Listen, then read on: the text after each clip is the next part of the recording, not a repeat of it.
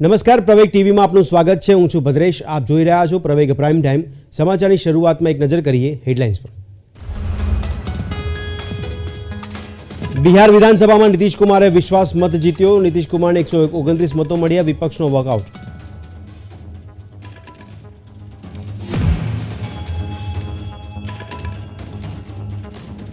વડાપ્રધાન નરેન્દ્ર મોદી સંયુક્ત આરબ અમીરાતના પ્રવાસે જશે। 14 ફેબ્રુઆરીએ દોહા મુલાકાતે, વિદેશ સચિવે આપી માહિતી।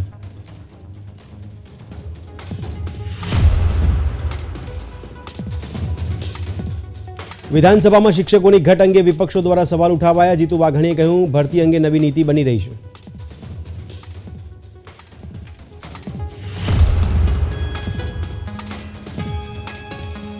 રાષ્ટ્રપતિ દ્રૌપદી મુર્મુ 2 દિવસીય ગુજરાત પ્રવાસે। આવતીકાલે વલસાડના ધરમપુરમાં શ્રીમદ રાજચંદ્ર આશ્રમની પણ લેશે મુલાકાત।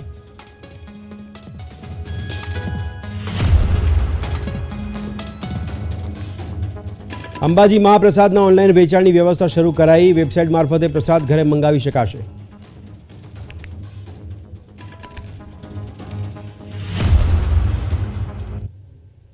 અને હવે સમાચાર જોઈએ વિગતવાર। વિધાનસભા ગૃહમાં પ્રશ્નોત્તરી કાળ દરમિયાન ખેડબ્રહ્મા વિધાનસભાના ધારાસભ્ય તુષાર ચૌધરીએ પ્રાથમિક શાળામાં શિક્ષકોની અછત બાબતે સરકાર પાસે જવાબ માંગ્યો હતો। શિક્ષકોની ભરતી બાબતે પણ સવાલો કર્યા હતા અને રાજ્યમાં એક જ શિક્ષકવાળી 1606 પ્રાથમિક શાળાઓ છે, ત્યારે સવાલના જવાબ આપતા રાજ્ય સરકારના મંત્રી ડિંડોરે ઉમેર્યું કે પ્રાથમિક શાળાઓમાં ભૂલકાઓને શિક્ષણ બગડે નહીં તે માટે આવી શાળાઓમાં યોગ્ય લાયકાત ધરાવતા જ્ઞાન સહાયક મૂકવાની પ્રક્રિયા હાથ ધરવામાં આવી છે। સાથોસાથ શાળાઓમાં વધઘટ કેમ્પનું આયોજન કરાયું છે, જેમાં જિલ્લા ફેર અને જિલ્લાઓની આંતરિક બદલી કેમ્પનું આયોજન કરીને શિક્ષકોને વતનનો લાભ આપવાનો પ્રયાસ કર્યો છે, જેના પરિણામે આ ઘટ જોવા મળી રહી છે। ગુજરાત વિધાનસભામાં તુષાર ચૌધરીએ સરકારી શાળા અને શિક્ષકો પર સવાલ કર્યા હતા। તેમણે રાજ્યની સરકારી શાળાઓમાં ચાલી રહેલી શિક્ષણ વ્યવસ્થા માટે પ્રશ્નો ઊભા કર્યા હતા। આ સાથે જ તેમણે સરકારી શાળાના શિક્ષકો પર અભ્યાસ સિવાયની અન્ય પ્રવૃત્તિ કરતા હોવાનો પણ આક્ષેપ લગાવ્યો હતો। અને નવાઈની વાત એ છે કે ગયા વર્ષે આ જ પ્રશ્ન માર્ચ મહિનામાં વિધાનસભામાં પૂછવામાં આવ્યો। એ વખતે સરકારશ્રીનો જવાબ હતો કે એક શિક્ષકથી ચાલતી શાળાઓ લગભગ 754 છે। તો એક વર્ષમાં એ 754ની જગ્યાએ 700 થવી જોઈએ, 500 થવી જોઈએ, ઘટવી જોઈએ। એની જગ્યાએ આ વર્ષે એક વર્ષ પછી 1606 પર પહોંચે। એ વિચાર કરો કે ગ્રામીણ ક્ષેત્રે એક બાજુ સરકાર શાળામાં ગીતાના પાઠ ભણાવવાની વાત કરે છે અને ગીતાનો સાર લોકોમાં જાય અને લોકો ભગવદ્ ગીતાને અનુસરે એવી સરકારની ઈચ્છા છે, પણ ગીતા વાંચી શકે એ લાયક વિદ્યાર્થીઓ તો બનાવો। એના માટે શિક્ષકોની તો ભરતી કરો, એ તો સરકાર કરતી નથી। તો કેવી રીતે આ શાળાના વિદ્યાર્થીઓ ગીતા વાંચી શકશે અને ગીતાનો સાર મનમાં ઉતારી શકશે ને એ ગીતાના સારનું આચરણ કરી શકશે। વિધાનસભામાં આજે પ્રશ્નોત્તરી કાળમાં કોંગ્રેસના ધારાસભ્ય વિમલ ચુડાસમાએ રાજ્યમાં શિક્ષકોની ભરતી અને ઘટ અંગે સવાલો ઊભા કર્યા હતા। તેમણે ટેટની પરીક્ષા બાદ ભરતી પ્રક્રિયા ન કરવા અંગે સરકાર પાસે જવાબ માંગ્યો હતો। ત્યારે ટેટની પરીક્ષાની વાત કરતા હતા। આજે ટેટની પરીક્ષા પણ લેવાઈ ગઈ છે, ત્યારે પાસ પણ થઈ ગયા છે। પણ ખાસ કરીને એ તમને કહું છું કે શિક્ષણ પ્રધાન જે છે એ ખાસ કરીને ભરતી એટલે નહોતા કરતા કે એ ખાનગી શાળાઓને મદદ કરવા માગે છે। કારણ કે કોઈ પણ ગરીબ માણસ હોય કે કોઈ પણ વ્યક્તિ હોય જે પોતાનું બાળકને ભણાવતું હોય સરકારી શાળામાં અને ત્યાં એક જ શિક્ષક હોય એ તમામ વિષય ઉપર ભણાવતો હોય, તો આજે સામાન્ય ગરીબ માણસને પણ ખબર પડે કે એનો બાળક એ આગળ વધવાનું નથી અને એ કંઈ ભવિષ્યમાં એ આગળ કંઈ ભણી અને આગળ વધવાનું નથી। એટલે ખાસ કરીને બાળકને ભણાવવું હોય તો એને પ્રાઇવેટમાં જ મૂકવું પડે અને ખાસ કરીને જે શિક્ષણ પ્રધાન છે એ ખાસ કરીને એ પ્રાઇવેટ શાળાઓને વધારે મદદરૂપ થતા હોય એવું મને લાગે છે। વિધાનસભામાં શિક્ષકોની ઘટ મામલે પૂછાયેલા સવાલના જવાબમાં ધારાસભ્ય જીતુ વાઘાણીએ જણાવ્યું કે 2600 વિદ્યા સહાયકોની ભરતી થઈ ગઈ હતી અને ટેટ 1-2ની પરીક્ષા પછી 2750 જગ્યાઓ પર ભરતીનો નિર્ણય લેવાયો હતો। પહેલા ફેઝની ભરતી થઈ ગઈ છે અને હાલ ભરતી માટે નવી નીતિ બની રહી છે। 1-2ની એક્ઝામ પછી એ 2750ની ભરતી થશે, આવી વાત એ જે તે વખતે મેં કરેલી। મને આનંદ છે કે પહેલા ફેઝની ભરતી થઈ ગઈ છે। બીજા ફેઝની પ્રક્રિયા ટેટ 1 ટેટ 2ની એક્ઝામ પણ ઘણા સમય પછી માનનીય મુખ્યમંત્રીશ્રીના ભૂપેન્દ્રભાઈના આદેશ પછી એ શિક્ષણ વિભાગે મારા વખતે જે તે વખતે લીધેલો। આ ભરતી પણ થવાની છે। સાથે સાથે વધારાની ભરતી પણ થઈ છે। એમના માટે ભૂપેન્દ્રભાઈ માનનીય મુખ્યમંત્રી છે ને શિક્ષણ મંત્રીશ્રીએ ગુજરાત વિધાનસભામાં મુખ્ય પ્રવેશદ્વાર પાસે હસ્તકલા ઉત્કૃષ્ટ ઉત્પાદનોનું પ્રદર્શન ખુલ્લું મૂકવામાં આવ્યું છે। વિધાનસભા અધ્યક્ષ શંકર ચૌધરી, મંત્રી ઋષિકેશ પટેલ, મંત્રી બળવંતસિંહ રાજપૂતની ઉપસ્થિતિમાં ઉદ્ઘાટન કરાયું છે। અધ્યક્ષ અને મંત્રીઓ દ્વારા તમામ સ્ટોલની મુલાકાત કરવામાં આવી હતી। આ પ્રદર્શનમાં 12 સ્ટોલ ઊભા કરવામાં આવ્યા છે અને 17 તારીખ સુધી આ પ્રદર્શન ચાલુ રહેશે। કેન્દ્રીય ગૃહમંત્રી અમિત શાહ 2 દિવસ માટે ગુજરાતની મુલાકાતે આવ્યા છે। આ દરમિયાન અહીં કેટલાક વિકાસ કાર્યોનું લોકાર્પણ કરનાર છે। કેન્દ્રીય ગૃહમંત્રી અમિત શાહે સોમવારે અમદાવાદમાં ₹1950 કરોડના વિકાસ પ્રોજેક્ટનું ઉદ્ઘાટન કર્યું હતું। ગુજરાતની અંદર એક સાથે 1.25 લાખ ઘરોના નિર્માણ થયેલા ઘરોની ચાવી આપવાનો કાર્યક્રમ એક જ દિવસ 1.25 લાખ લોકોને ઘરનું ઘર એક જ કાર્યક્રમથી જ્યારે કોંગ્રેસીઓની સરકાર હતી ને ત્યારે 100 ફ્લેટ આપે તો એ 10,000ની ભીડ ભેગી કરતા હતા। નરેન્દ્રભાઈએ એક સાથે 1.25 લાખ ઘર આપી દીધા અને આજે ગરીબો ઘરની અંદર રહેવા લાગ્યા। રાષ્ટ્રપતિ દ્રૌપદી મુર્મુ ગુજરાતની 2 દિવસીય મુલાકાતે છે। ગુજરાત પ્રવાસ દરમિયાન રાષ્ટ્રપતિ સુરત, વલસાડના ધરમપુર અને મોરબીના ટંકારા સ્થિત કાર્યક્રમો અને સમારોહમાં ભાગ લેશે। આ ઉપરાંત રાષ્ટ્રપતિ દ્રૌપદી મુર્મુ મોરબીના ટંકારામાં ચાલી રહેલા મહર્ષિ દયાનંદ સરસ્વતીની 200મી જન્મજયંતિના સમારોહમાં પણ ભાગ લીધો હતો।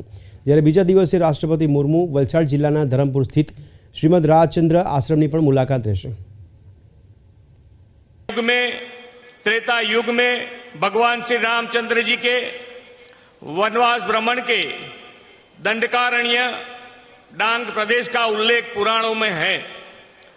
आधुनिक युग में टंकारा की भूमि जहां महर्षि दयानंद सरस्वती जी तथा गांधी जी के आध्यात्मिक गुरु श्रीमद रामचंद्र जी का जन्मस्थल वावणिया भी गुजरात में है।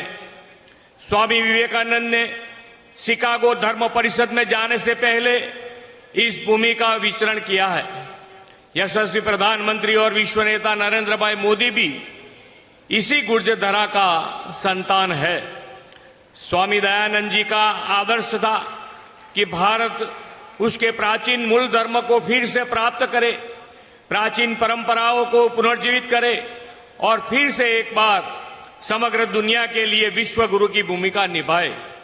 आज आदरणीय प्रधानमंत्री जी के नेतृत्व में भारत अपनी प्राचीन समृद्धि फिर से प्राप्त कर रहा है और महर्षि जी के आदर्शों को साकार कर रहा है। રાષ્ટ્રપતિ દ્રૌપદી મુર્મુ આજે સુરત સ્થિત Sardar Vallabhbhai Patel national institute of ટેકનોલોજીમાં 20મા દીક્ષાંત સમારોહમાં હાજરી આપવા સુરતના મહેમાન બન્યા હતા। Sardar Vallabhbhai Patel national institute of ટેકનોલોજીના 20મા દીક્ષાંત સમારોહમાં 1433 જેટલા વિદ્યાર્થીઓને પદવીઓ એનાયત કરવામાં આવી હતી, જેમાંથી 28 વિદ્યાર્થીઓને રાષ્ટ્રપતિ દ્રૌપદી મુર્મુના હસ્તે ગોલ્ડ મેડલ આપવામાં આવ્યા હતા। બિહારમાં નીતિશ કુમારની આગેવાની હેઠળની એનડીએ સરકારે સોમવારે વિધાનસભામાં વિશ્વાસ મત જીતી લીધો છે। 243 ધારાસભ્યોના ગૃહમાં વિપક્ષી સભ્યોના વોકઆઉટ વચ્ચે નવી સરકારને 129 મત મળ્યા હતા। આરજેડી પર કટાક્ષ કરતા નીતિશ કુમારે વિધાનસભામાં કહ્યું કે જ્યારે આ પાર્ટી અમારી સાથે હતી ત્યારે ભટકી ન હતી, પરંતુ હવે તેઓએ આવું કરવાનું શરૂ કર્યું છે।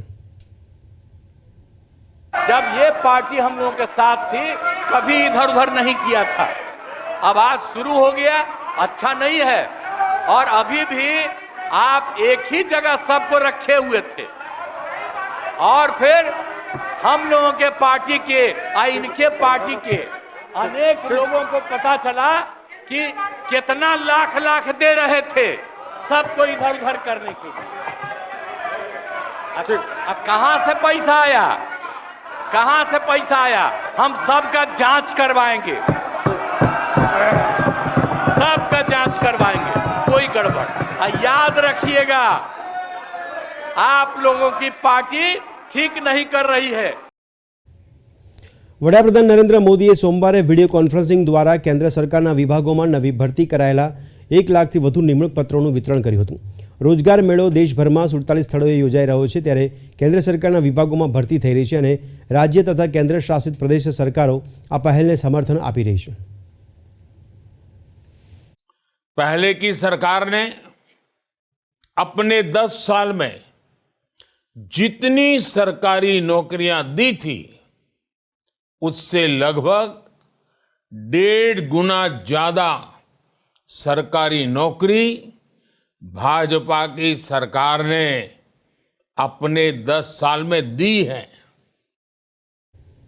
લોકસભા ચૂંટણી પહેલા કોંગ્રેસના નેતા અશોક ચૌહાણે સોમવારે કોંગ્રેસથી છેડો ફાડી લીધો છે, ત્યારે મહારાષ્ટ્રના ભૂતપૂર્વ સીએમ અશોક ચૌહાણના ભાજપમાં જોડાવા અંગેની ચર્ચા વચ્ચે રાજ્યના નાયબ મુખ્યમંત્રી દેવેન્દ્ર ફડણવીસનું નિવેદન સામે આવ્યું। તેમણે કહ્યું કે આગે આગે દેખો ક્યા હોતા હૈ। कई नेताओं को ये लगता है कि हमने देश की मुख्य धारा में काम करना चाहिए, जनता के लिए काम करना चाहिए, इसलिए कई लोग हमारे संपर्क में हैं। अब कौन कौन हमारे संपर्क में है इसका खुलासा धीरे धीरे आपको होगा, तो मेरा आपको इतना ही कहना है, आगे आगे देखिए होता है क्या।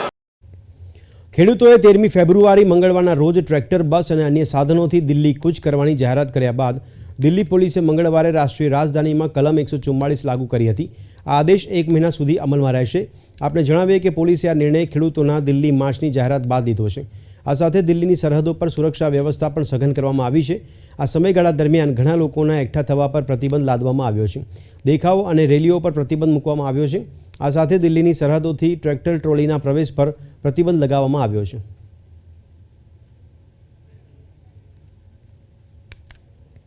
પંજાબ, હરિયાણા અને ઉત્તર પ્રદેશના ખેડૂતોએ દિલ્હી ચલોનું આહવાન કર્યું છે।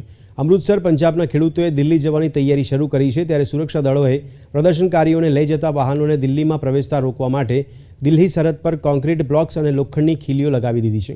જોકે 13 ફેબ્રુઆરીએ ખેડૂતોના દિલ્હી ચલો કૂચ પહેલાં રાષ્ટ્રીય રાજધાનીમાં સુરક્ષા વધારી દેવામાં આવી છે।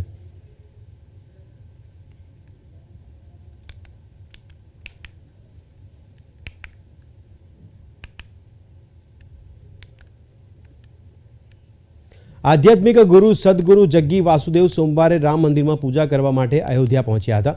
દર્શન બાદ તેમણે કહ્યું કે આ સંઘર્ષને 500 વર્ષથી વધુ સમય થઈ ગયો છે અને તે ભારત માટે એક સભ્યતાની ક્ષણ છે। તે ખૂબ જ મહત્વપૂર્ણ ક્ષણ છે અને તે એક સમુદાયની સામે બીજા સમુદાય વિશે નથી, પરંતુ એક સભ્યતાનું પાસું છે। રામ એક ચિહ્ન છે, ભૂતકાળ પરંતુ ભવિષ્ય માટે પ્રેરણારૂપ સાબિત થશે। Well, it's been over 500 years of struggle, and this is a civilizational moment for Bharat. It's a very important moment, and this is not about one community against another. This is a civilizational aspect. Ram is a figure from the past, but an inspiration for the future. યાત્રાધામ અંબાજીમાં આજથી પરિક્રમા મહોત્સવનો પ્રારંભ થયો છે। બનાસકાંઠા સાંસદ પરબત પટેલના હસ્તે આ યાત્રાનો પ્રારંભ કરાયો। મહોત્સવમાં મોટી સંખ્યામાં શ્રદ્ધાળુઓ પહોંચી રહ્યા હતા, જ્યારે આ ગબ્બર પરિક્રમાને લઈને અંબાજી અને ગબ્બર વિસ્તારમાં વિશેષ સુરક્ષા વ્યવસ્થા રાખવામાં આવી છે। આપણે જણાવીએ કે ગબ્બર સ્થિત 51 શક્તિપીઠ મંદિર રૂટને લઈને પરિક્રમા મહોત્સવનું આયોજન દર વર્ષે કરવામાં આવે છે। આ માટે આરાસુર મંદિર ટ્રસ્ટ અને જિલ્લા વહીવટીતંત્ર દ્વારા વિશેષ આયોજન કરવામાં આવ્યા છે। આજે બાબાના ધામમાં પરિક્રમા ઉત્સવ જે તારીખ 12 થી 16 અને આજના કાર્યક્રમમાં સમગ્ર રાજ્યમાંથી જ્યારે યાત્રિકો દર્શનાર્થીઓ બાપાનો દર્શન કરવા આવવાના છે। 51 શક્તિપીઠ યાત્રાધામ વિચાર ભોગ આરાસુરી માતાજી અંબાજી દેવસ્થાન ટ્રસ્ટ છે, જિલ્લાનું વહીવટીતંત્ર બધા યાત્રિકોને એક ગામમાં આપવાની વ્યવસ્થા, ઘેર સુધી પહોંચાડવાની વ્યવસ્થા અને માય અંબા પ્રત્યેની આસ્થા વધારવી। આપણે જે પવિત્ર પરિસરમાં અત્યારે ઊભા છીએ એ 51 શક્તિપીઠ પરિક્રમા મહોત્સવનું આ સ્થળ છે, આ પવિત્ર પરિસર છે। માનનીય પ્રધાનમંત્રીશ્રી અને તત્કાલીન મુખ્યમંત્રી શ્રી મોદી સાહેબની પ્રેરણા, માર્ગદર્શન અને ઉપસ્થિતિમાં આ 51 શક્તિપીઠનો પાયો નખાયો। 2007માં આનું ભૂમિપૂજન થયું। 65 કરોડની માત્ર રકમના ખર્ચ પછી આ 51 શક્તિપીઠનું આખું સંકુલ તૈયાર થયું અને 2014માં માનનીય પ્રધાનમંત્રીશ્રીના દ્વારા હસ્તે આને ખુલ્લું મુકાયું। અને આ એક દુનિયામાં એક અજોડ વસ્તુ છે, આ કેટલું ધાર્મિક મહત્તા ધરાવતું આ સ્થળ છે કે એક જ સ્થળે દુનિયાભરના 51 પવિત્ર શક્તિપીઠના દર્શન એક જ સ્થળે આપ સૌ કરી શકો છો એ આ મોટામાં મોટી ઉપલબ્ધિ છે. અને રાજ્ય સરકાર છેલ્લા 3 વર્ષથી દર ફેબ્રુઆરી મહિનામાં મોટો એક કાર્યક્રમ કરે છે. 51 શક્તિપીઠ મહોત્સવની આ ઉજવણી કરવામાં આવે છે અને આ પરિક્રમામાં લાખો લોકો હાજર થાય છે અને પરિક્રમાનો લાભ લે છે. ગામમાં પિયરો અને ગામમાં જ સાસરીઓ આ કહેવત તમે સાંભળી હશે. એક જ શહેરમાં લગ્ન થયા હોવા એ તમે અઢળક કિસ્સા એવા જોયા છે, પરંતુ એક જ શેરીમાં રહેતા 70 જેટલા લોકોએ તે જ શેરીના યુવક યુવતી સાથે લગ્ન કર્યા હોય તેવું ક્યારેય સાંભળ્યું નહીં હોય. આવો જાણીએ સુરતની એક કાછિયા શેરી કે જે મોહબ્બતવાલા મોહલ્લાથી પણ ઓળખાય છે. અસલ સુરતની આ સાંકડી શેરીનું નામ છે કાછિયા શેરી, જ્યાં કાછિયા કણબી સમાજના લોકો વર્ષો પહેલાં આવીને વસ્યા હતા. પેઢી દર પેઢીથી આ શેરીમાં વસતા લોકોના મકાનો તો જૂના થઈ ગયા, પરંતુ તેઓની વર્ષો જૂની લગ્નની પરંપરા હજી પણ યથાવત છે. મકાન છે કાછિયા શેરીમાં ટોટલ 70 મકાન છે અને 1850 માણસની અમારી જ્ઞાતિની વસ્તી છે. અમારે અહીંયા એક પરંપરા ચાલતી આવે છે બાપ દાદાના જમાનાથી, આમ ગણીએ તો છેલ્લી 5 પેઢીથી, કે શેરી મોહલ્લામાં જ લગ્ન કરવા બને ત્યાં સુધી.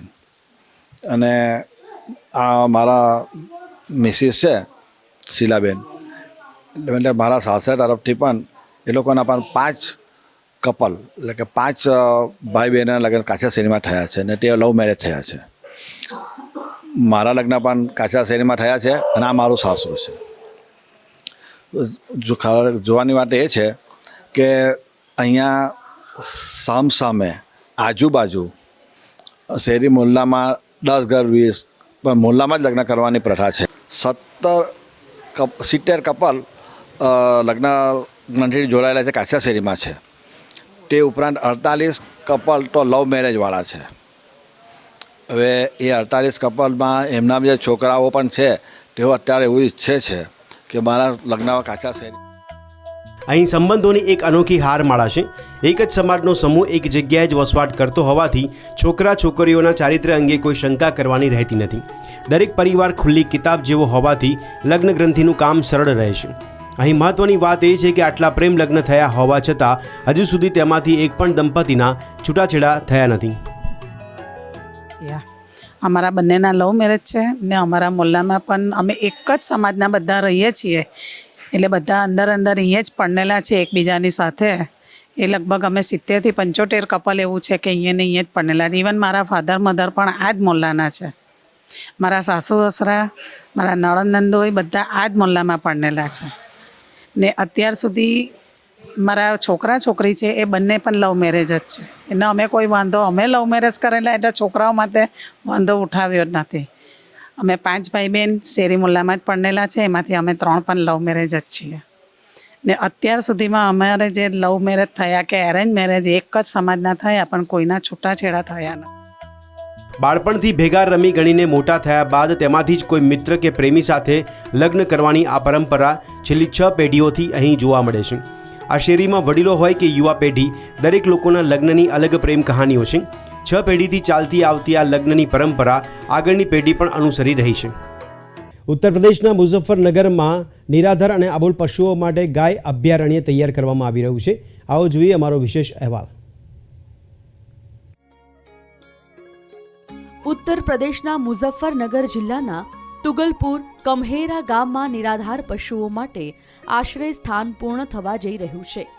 કેન્દ્ર સરકારની મદદથી 20 એકર જમીનમાં ગાય અભયારણ્ય તૈયાર કરવામાં આવી રહ્યું છે.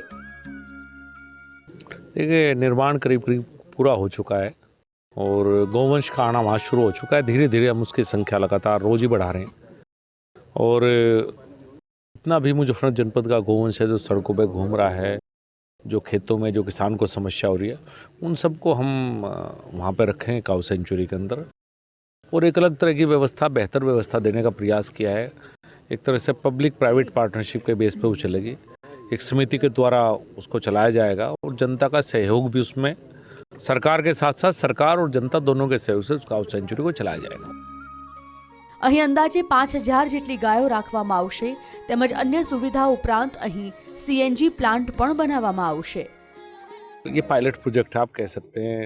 इसमें करीब 5000 गौवंश रहेगा, CNG प्लांट लगवा रहे हैं, ट्रेनिंग सेंटर होगा, बहुत सी एक तरह से उसको आत्मनिर्भर बनाने का प्रयास काउ सेंचुरी का हमारी तरफ से रहेगा। कब तक इसका काम पूरा हो जाएगा, कब ये शुरू हो जाएगा? ज़्यादातर तो काम पूरा हो चुका है, शुरू हो चुकी है। अब धीरे धीरे मुझे लगता है अगले 15 से 20 दिन के अंदर सारा गोवंश वहाँ पे मुजफ्फरनगर जनपद का पहुँच जाएगा। મુઝફ્ફરનગર ગાય અભયારણ્ય એક પાયલોટ પ્રોજેક્ટ છે। જો નિરાધાર પશુઓને સહાય પૂરી પાડવાનો આ પ્રોજેક્ટ સફળ થશે તો અન્ય જિલ્લાઓમાં પણ પશુ અભયારણ્ય બનાવવામાં આવશે, કારણ કે નિરાધાર પશુઓ ખેડૂતો માટે ભારે મુશ્કેલીનું કારણ બનતા હોય છે। તેઓ પાકનો નાશ કરીને ઘણી રીતે નુકસાન પહોંચાડતા હોય છે। બ્યુરો રિપોર્ટ, પ્રવેગ ન્યૂઝ। આ હતા અત્યાર સુધીના સમાચાર। વધુ સમાચાર સાથે ફરી મળીશું, ત્યાં સુધી આપ જોતા રહો પ્રવેગ ટીવી। નમસ્કાર।